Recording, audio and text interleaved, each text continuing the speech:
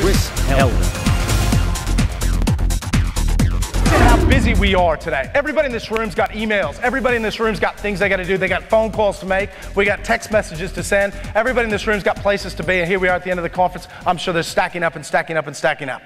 And the reality of it is, we live in this society today, which is very much, if I looked at the difference between a to-be and a to-have, we live in a to-have society.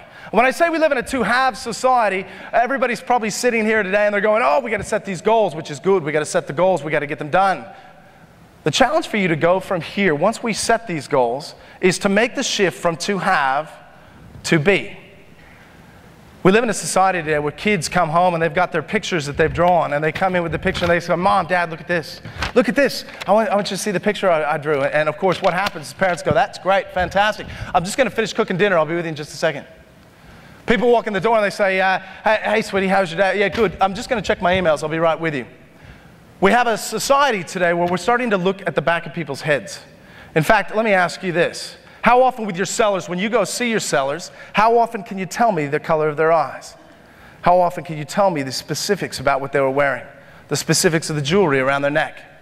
How much can we talk about because we're actually in the moment with people? That we start to look at people and spend time with people.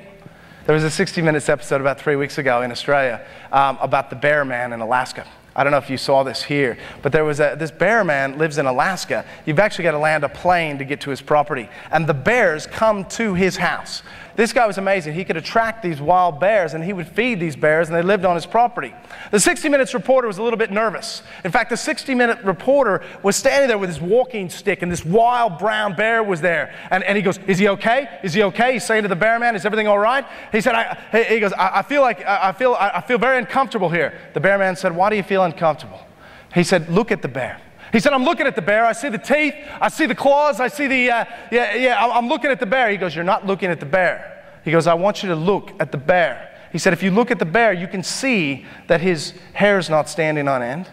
His ears aren't back. His claws aren't showing. His teeth aren't showing. In fact, look into his eyes. He said, I'm trying to look. Now, it's easy for me. I've got the TV.